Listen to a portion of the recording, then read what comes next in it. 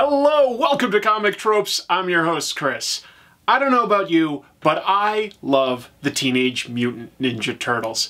I discovered them in the mid-'80s, shortly before they became a toy and a cartoon and really exploded in popularity. And at that time, I didn't really even understand that it was satirizing some of the grim and gritty comics of the time, like Daredevil. I just enjoyed it as a black and white, badass action comic book. But the comic book exploded in popularity very, very quickly, and shortly into its run, the creators, Kevin Eastman and Peter Laird, got so busy running the business side of things that they didn't have time to make the actual comic book themselves. The so-called guest era of Teenage Mutant Ninja Turtles ran from issues 22 all the way to issue 44, a 2.5-year period where the creators basically just handed over the reins to a rotating series of guest artists and writers, creators that they thought could do something interesting with their title and allow it to keep coming out. Within this guest era, there was a 3-part storyline by a creator I've discussed on this channel before, Rick Veitch. It was called The River, and it was fantastic. It's a great story. It does something different with the Turtles. It actually features them going up against the first evil mutant in the main Ninja Turtles comic book. But it was only reprinted once back in 1991, so it's not very easy to find. Today, let's talk about what makes this comic book story so cool, as well as why you can't find it anymore. Let's do it.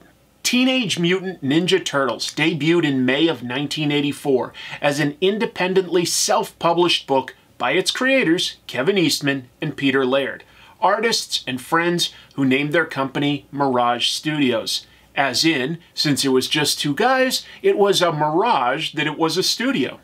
Ninja Turtles was an immediate success, going into multiple reprints and adding one-shot spin-offs and an anthology series by folks hired onto Mirage Studios. The cartoon and toys debuted in December of 1987, and only 12 regular issues of the main title were even out in print by then. Behind the scenes, Eastman and Laird were so busy running the business side that they had less and less time to write and draw the comic themselves. They would trade off working on the book and use some of their employees to help draw the book. Issue 16 from July of 1988 was the first to be made entirely by a guest, and many years later, Peter Laird declared this and most of the other guest-era issues to not be considered canon by him, for whatever that's worth. In August of 1989, artist and writer Rick Veitch took over the title for a 3-issue storyline. I've made an episode discussing Veitch's history and techniques through the lens of looking at his book Brat Pack. For the purposes of looking at his work coming onto Ninja Turtles, it's worth noting that he had come off of a long run on Swamp Thing with Alan Moore. He was initially one of the rotating artists, and then took over as writer when Alan Moore wrapped up his arc. However, DC President Jeanette Kahn had rejected his final storyline at the last minute, and it made Veitch vow not to work for DC again until they would publish it. He turned to independent comics, with TMNT being his first big gig after Swamp Thing. Rick Veitch's writing style is multi-layered, and he's noted as being one of the first people in comic books to really deconstruct the ideas of the superhero. He did that in books like Brat Pack and also The One, which actually predates Watchmen. And Alan Moore himself has had some nice things to say about The One.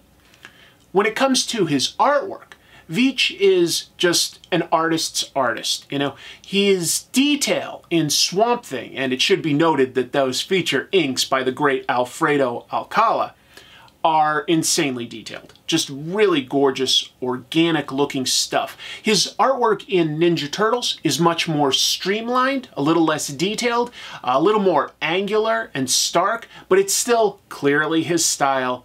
It is gorgeous. In the first issue of Veitch's story, set in rural Massachusetts, the Ninja Turtles are being trained by their father and mentor, Splinter. Raphael leaves the group without bowing to Splinter, which makes Splinter note that his students may not be mature enough to learn what he has to teach them. This irritates Leonardo, Michelangelo, and Donatello, and they chase after their brother, who is swimming in the Connecticut River. That's the longest river in New England, and it cuts through Northampton, the small town where Eastman and Laird worked out of, and where the Turtles were currently living in the comic story. Raphael is just about to get a beating from his brothers when he notes that some baby turtles have just hatched. All four teenagers take a moment to observe and wonder what they used to be, and Raphael muses about what their lives would have been like if they had not been mutated. He then finds one baby turtle with a leech on it, and is horrified because he finds them creepy. The rest of the turtles decide to give Raphael a hard time by holding him and placing the leech on Raphael's foot. Raphael pulls it off and is about to squish it, but decides that it's not the leech's fault for being what it is, and tosses it back into the river. However, when the Turtles and Splinter later meditate, and Splinter pushes them to explore the astral plane, Raphael passes out. While he rests later in the river, his brothers apologize to him, and they all witness a large snapping turtle yanked underwater. Following the creature that nabbed the turtle, they trap it in a cave. Raphael seals the escape route with his shell and tells his brothers to come back with Splinter and their weapons. But when they all finally return, Raphael is nearly comatose, and they find the leech from earlier is now sucking on Raphael's shell, and it's grown vestigial arms and legs. Splinter cautions them, but Leonardo acts impulsively and cuts the leech to ribbons. I think this story is fascinating, but it's also early enough in their creation that not all of the personalities have been completely locked in. For instance, I think it would be much more likely if this story were written today for Michelangelo to be the immature one who doesn't bow and runs off to the river to play. And I think it would be more likely that Raphael loses his cool and cuts the leech to pieces as compared to Leonardo, who's a little bit more stoic and obedient to Splinter's teachings. Nevertheless, I think Rick Veitch also makes some really interesting decisions with his artwork in terms of humanizing the characters. For instance, he often draws the turtles without their bandanas and allows us to actually see the irises of their eye and connect with them on that emotional level.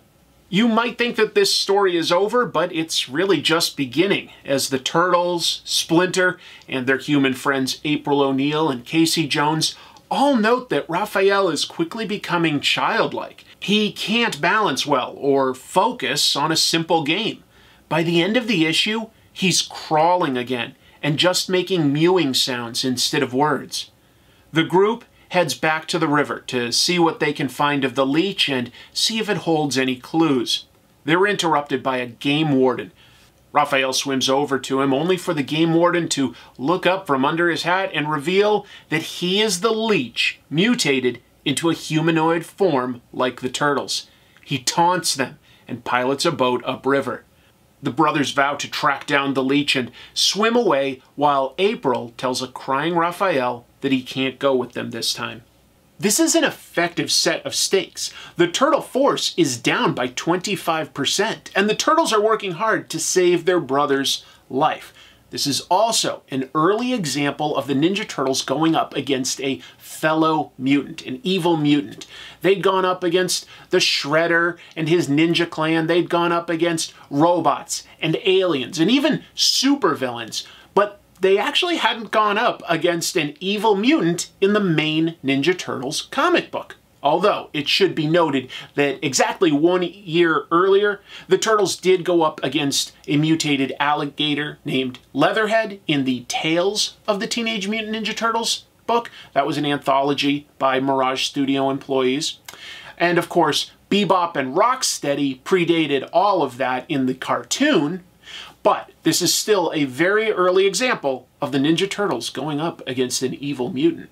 The second issue in the story doesn't simply give us the Turtles versus Bloodsucker the Leech, although we do get some of that, and it's great. The story escalates the stakes by introducing the corrupt sheriff of a town reporting to a businessman who controls the town on the river. The police officer illegally arrests Casey Jones, who escapes by jumping a bridge while handcuffed into the river below. He is saved by a Native American named Abenak. The businessman, Mr. Booter, and the police act as secondary antagonists, delaying the Turtles from tracking down Bloodsucker. Bloodsucker is a fantastic enemy. He's cruel and sarcastic. Anyone in his path is someone he's ready to drain. He goes after kids early on, but the Turtles stop him. Not so lucky is Mr. Booter, but we the reader kinda want to see such an easy-to-hate villain get his comeuppance. Bloodsucker makes his way further up the river in the final chapter, and the Turtles and their allies track him down. At one point, the Turtles find baby turtle Raphael being attacked by a weasel. Donatello is about to help his brother, but Leonardo holds him back. Raphael may be a baby, normal turtle, but he's still Raphael, and he successfully defends himself. I thought that was a great little character beat. The Turtles and Abenak eventually meet Old Man River, who is a physical embodiment of the river itself. He lets them know that he allowed Bloodsucker to come into being and admits he could undo it, but doesn't care either way. The Turtles, including Raphael, stand up to the Old Man, which distracts him. Splinter attacks him on the astral plane, and the Old Man loses his connection to nature and regresses past infancy into some sort of an embryo. The Turtles battle Bloodsucker, and Raphael chomps down and feeds on Bloodsucker, reversing their status and eventually returning to his mutant teenager self. It's a story that blends the metaphysical with the very physical. I'm not going to break down all of the action beats, the subplots with the supporting cast, or even the final denouement. I'll leave that for you to discover yourself. Although it should be noted that because Rick Veitch didn't want this story to be reprinted, it's not the easiest book to find. So let's get into that part of the story. The guest era overall was a mixed bag. Some issues were comedic, and some felt like the Turtles were guests in their own books. But there were other really fascinating stories, like the Soul's Winter trilogy by Michael Zulli, that re-envisions Teenage Mutant Ninja Turtles as supernaturally empowered turtles in Japan, as compared to their sci-fi origins. But the point is, there were a lot of different creators involved. Creators that Eastman and Laird paid royalties to each time the books were reprinted, collected, or turned into something like a toy. Kevin Eastman discussed this with Gary Groth in an interview in the March 1998 issue of the Comics Journal. Because of the number of creators, it eventually became overwhelming to keep track of royalty payments, and Mirage reached out to these creators with a blanket work-for-hire agreement for artists to sign retroactively. Most folks did, but Veitch did not like the terms. So, it was only reprinted once before this agreement was offered, in Teenage Mutant Ninja Turtles The Collected Book 6 from July of 1991. A user on the Technodrome forums wrote to Rick Veitch for an explanation in 2012, and Rick replied, writing, quote, "The problem is a rights issue. The work was originally done on a handshake with a 50-50 split on any future revenue. I never signed the after-the-fact work-for-hire contract that Mirage later demanded. Over 20 years of trying to negotiate a deal, nothing ever came of it. Now that they have sold the Turtles to Nickelodeon Viacom, there will have to be a new agreement between them and me before any of my copyrighted material can be republished. I understand the wishes of the fans to see the material, and IDW has been very helpful trying to make it happen. But Nickelodeon Viacom wants me to sign over all rights, films, publishing, merchandise, for my stories to be included in this one publishing event. Fans should organize to pressure them to do a fair deal." I've wondered if Mirage decided to create the mutant named Worm in place of Bloodsucker. Worm appeared in the Archie Comics title Adventures of Teenage Mutant Ninja Turtles, and was also a toy who was a mutated flatworm. Not quite as interesting as Bloodsucker in my opinion, but certainly has some common elements. Rick Veitch's River trilogy is a fantastic Ninja Turtles story, a real highlight of the Guest era, and is very rewarding. It's totally worth tracking down. I definitely recommend it. It's not going to be easy, but I do think it's worth it. It works as a story on several levels. There's the action stuff, but there's also a lot of character work. And it asks some important questions about ownership. Can people own a part of nature? Can you have your own identity stolen, or is that something that you truly own? These are really deep philosophical questions that are really interestingly addressed in this one story. And of course, it's an early example of the Ninja Turtles going up against another mutant. An element that now we see in the cartoons, the comics, the toys, the movies, very common. But Rick Veitch was definitely one of the first to explore that concept. Thank you so much for watching. I'm going to be back soon with another episode. I hope you can take some time to just hit something like, subscribe, maybe leave a comment down below. That really helps the channel. If you really want to help, I've got a Patreon. The link is in the description. And Patreon had some weird billing issues this past month, and it hurt everybody that uses it. About 10% of my patrons have disappeared. It's not their fault, it's Patreon's, but the issues have been corrected. I'd really appreciate it. You can support the channel for as little as $1 a month and get some behind-the-scenes stories and access. I hope you'll consider that. Thank you so much for taking some time to talk about Ninja Turtles with me. I'll see you real soon. Oh yeah, keep reading comics.